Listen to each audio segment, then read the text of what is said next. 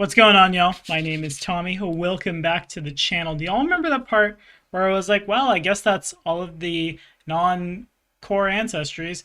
Guess I can break out the humans and shit now. Yeah, well, Lost Omens Impossible Lands happened, so we're back on our bullshit once again this week with the Vanara. If you're liking what you're seeing, like, subscribe, ding the bell. That was a good one. Stay caught up on all your stuff for now. Let's dive in.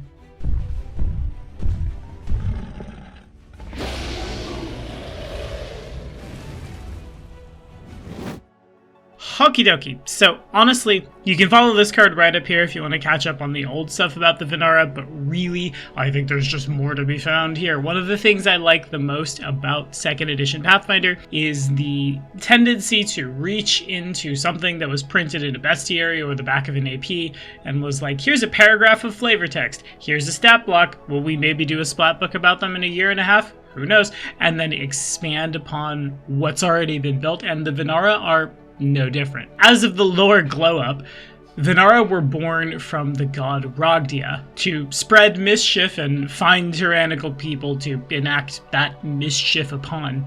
It's literally a part of their culture, knowing that they will reincarnate, knowing they were created from a trickster god, yet knowing that they themselves are not that, and then reflecting upon that. They usually stand about 5 feet tall, so think like dwarf size, covered in a thin layer of soft fur, anywhere from like tan to golden to brown, with hair that grows thicker on the top of their head, sort of like human hair. Normally I don't bring up naming conventions in these videos, but when I was flipping through Lost Omens Impossible Lands, I saw this. I think it's really interesting. Baby Vanara aren't given names. Rather, here, I'll just grab the thing. Newborn Vanaras aren't given names other than descriptors of their infant personalities or habits, like grip hand or whaler. When they learn to speak, Vanaras are given another name based on important historical or mythological figures, or they're given the name of a specific ancestor they resemble in appearance or attitude. And you thought the endearing nicknames your parents gave you as a child were embarrassing.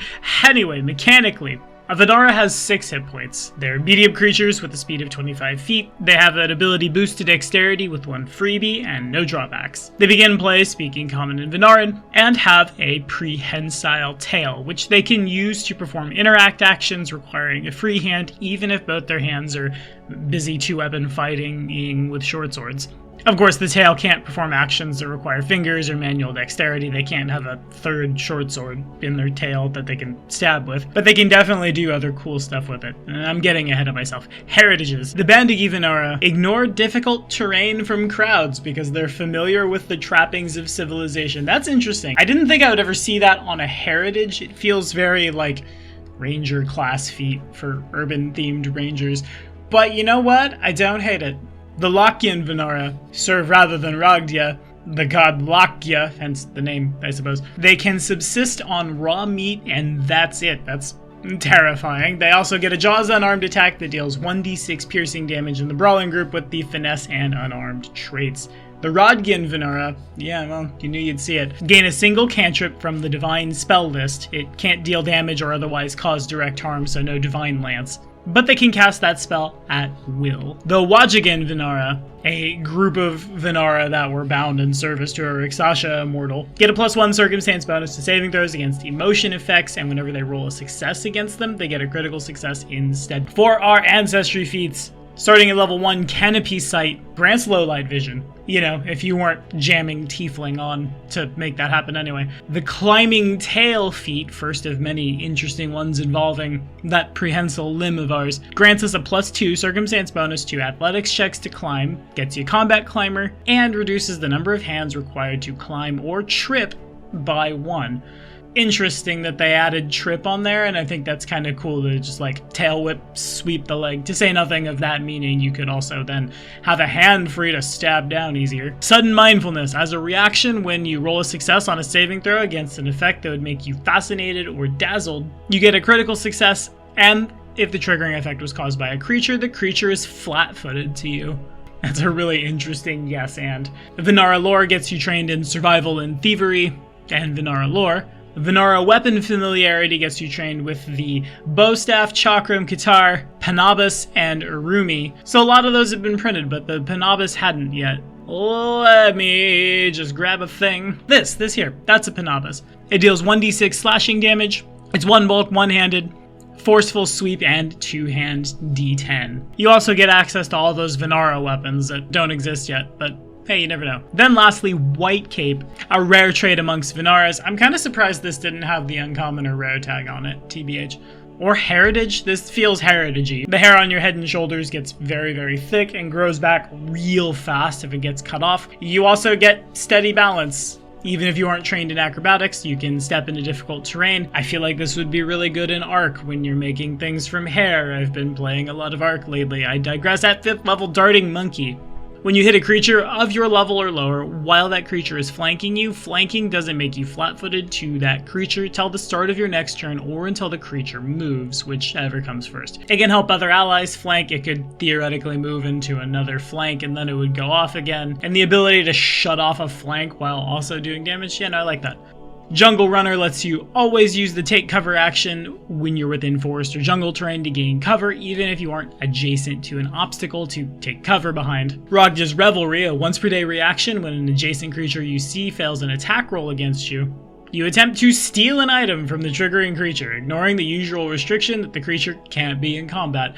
I want to build around that. That feels very, I don't know what in the hell you would do, but I really like the notion of the bad guy misses you with a sword, which you are now holding.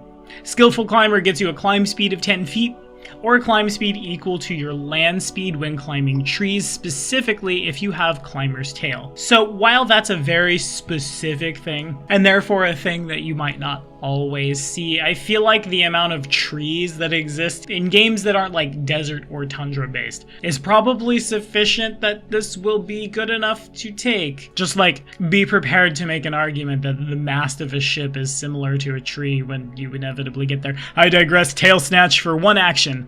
You can disarm a creature, again, with your tail. Your tail still can't hold the item it disarms, and I mean, you're shooting for a critical success to not debuff, but it exists. Vanara Weapon Trickery gets you critical specialization. With all those weapons you took under Vanara Weapon Familiarity, you know what it is. At 9th level, Dangle. For one action, you can hang by your tail from any anchor point, like a tree branch, a balcony, a rocky outcropping, the chandelier on the ceiling. While doing so, you have free use of all your other limbs, so you can shoot people from the ceiling with your bow. You can release to drop down. You cease hanging if you move. It feels weird to me that this is gated to 9th level, because in truth, it can be as hard, especially by this point when like all of the marshals have their reactions and things.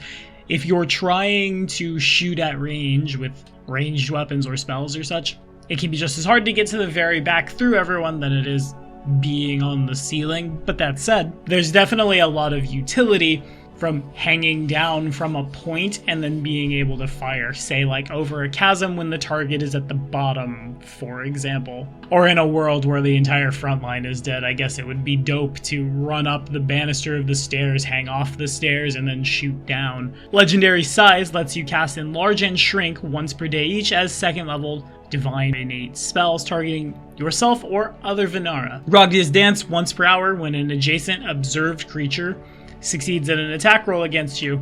After the attack resolves, the triggering creature has to will save against your class or spell DC, and on a failure, you and the triggering creature swap places. The positions have to be unoccupied, and you guys have to fit where you're going. So the wording of this, being able to fit in the unoccupied space, my camera's not on, you can't see me air quoting, but I super fucking like hanging from the ceiling. Then someone hits you and then will save, or suddenly you're hanging from the ceiling and I'm standing on the balcony. Oh, you can't hang from the ceiling? Oh, that fucking sucks. Grab an edge. And then suddenly they're plummeting off the side of a thing. Or I guess practically speaking, this steps you out of a flank or might put someone else into a flank.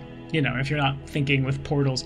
Rixasha Ravaged, if you are expert in occultism, gets you a +1 circumstance bonus to saving throws specifically against occult spells. On to level 13, Monkey Spirits lets you cast Mad Monkeys once per day as a 5th level primal innate spell. This makes you an expert in primal spell DCs and primal spell attack rolls. If you choose the Steely option, my god, I can't say that word, I've cut that take out like 4 times now. When you cast Mad Monkeys, they can use your thievery instead of your spell DC -10. Unbound Freedom lets you, whenever you would gain the controlled condition, make a DC 17 flat check. On a success, you don't gain the condition. A little more protection when the GM's trying to mind control you. Vanara Battle Clarity lets you, whilst you can act, not be flat-footed to hitted, undetected, or flanking creatures of your level or lower, or to creatures of your level or lower using surprise attack. So it's like that thing that rogues get, but you wanted to play a monk instead. Dope. Vanara Weapon Expertise gets you better at Vanara weapons. You know what it is. Lastly, Unfettering Prankster lets you once per day cast Unfettered Pack as a divine innate spell. When you do so, you perform a divinely inspired prank, and then... I actually don't know what the spell does. Targets don't take circumstance penalties to speed from vegetation, rubble, winds, or other properties of the environment. Or at 9th level, they can ignore greater difficult terrain. Yeah, I think you could miss this one, TBH. Unless you're like definitely going to be fighting in a jungle and everybody on the team is still not doing well against the jungle, but the enemies also aren't and you want to get the edge on them. But you know what I like about the Vanara? This literally just hit me as I was flipping through the book and reading this. So often you get a sentence that relates to their animal, like on planet Earth, and then turn it into an anthropomorphized state, and that denotes the entirety of the roleplay. I like that culturally the Vanara are aware of the fact that they were created by a deity to feel the way they feel innately, but also they question that. But also they have to reckon with that, and reckon with that as their soul moves on through life. They aren't going to be this way forever. It's conflict, it's turmoil, it's character development. It's world building that makes the Ancestry feel much more real than, haha, this person acts like this animal on planet Earth. And I think that's really cool. They also have a lot of toys to play with for people who know how to use the environment to their advantage. Or, you know what every Vanara needs forever and ever and ever? An immovable rod. Y'all know what these do? Check this out. For one action, you press a button, a flat iron bar anchors in place. It can move only if 8,000 pounds of pressure are applied, or a creature uses athletics to force open with a DC of 40. Wow, isn't that just the perfect thing to hang from your tail in a fixed point in space while you're blasting down? Wow. Isn't that really good with a reaction to now suddenly make the bad guy be doing chin-ups while you're standing somewhere safe or hanging on the ceiling by your hands? That's real good. That's where I'm going to leave it. We're going to leave it on that note. I can't top it. What do y'all think?